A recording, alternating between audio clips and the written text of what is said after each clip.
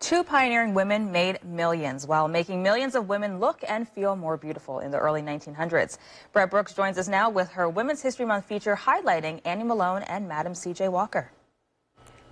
In 2022, Forbes estimates people spent close to $90 billion on beauty products. And when it comes to the black hair industry, that market's estimated value is $3 billion. Many women have become successful entrepreneurs in the beauty industry, and it all began with two women starting a journey to help black women have a hair product that will allow them to hold down employment in white spaces. And now, decades later, both the legacies of Annie Malone and Madam C.J. Walker are living on as the blueprint for entrepreneurship and economic freedom, one kinky hair strand at a time.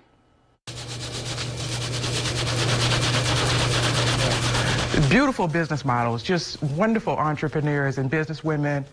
They were acting as chemists, you know, and without all the college we had, they did all of this back in the time when it was very difficult to do, but it was during segregation, so at least they had a community to focus on. Beautiful business models, though.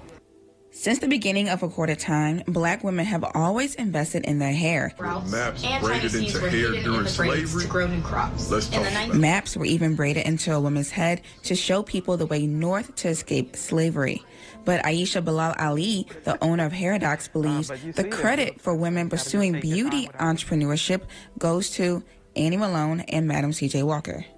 So Madam Walker and Annie Malone really are two giants who deserve to have their stories told. There are historical discrepancies over which woman became the true first self-made millionaire. Modern history says it was Walker, but as a student under Annie Malone's poorer college, Malone's family says otherwise.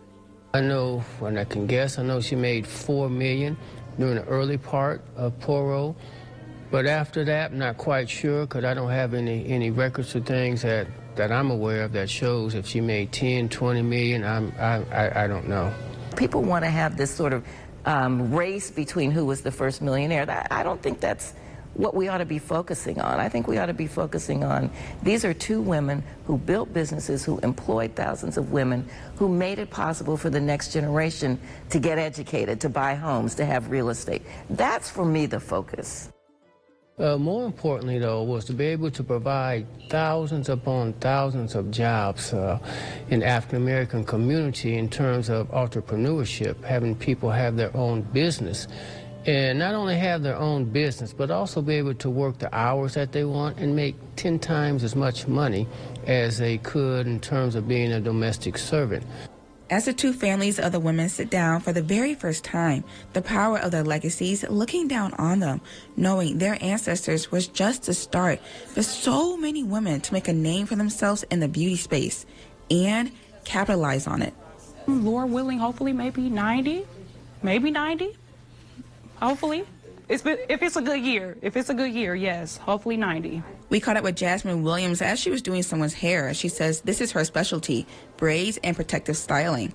She also says it was education that came with learning about black women's hair that helped her increase both her clientele and then her profits.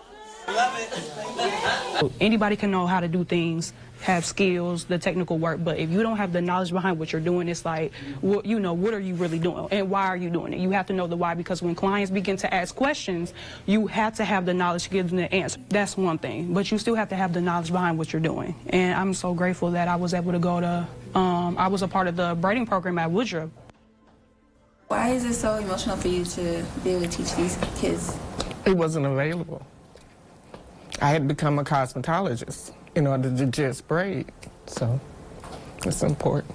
Because when you did it, braiding wasn't a part of it. And if you did, you would get barred, or you would get you get fined if they caught you working in a shop without a license. So I knew it was important for me to be licensed.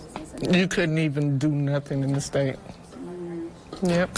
So how do you feel now, seeing this kind of come full circle? I'm loving it. I could see them doing great things with it. I even told them, even if you decide to go off to college, this is your job.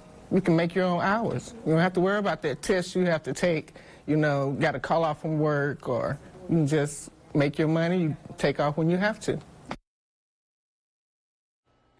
In part 2, we are going to dive more into 2 of Peoria's schools, which are currently educating young girls about cosmetology and the beauty industry, and why one 4th grade teacher even says this is just a stepping stone to help them boost their self-esteem as they prepare for middle school. The discussions continue next week right here on WEEK 25 News at noon.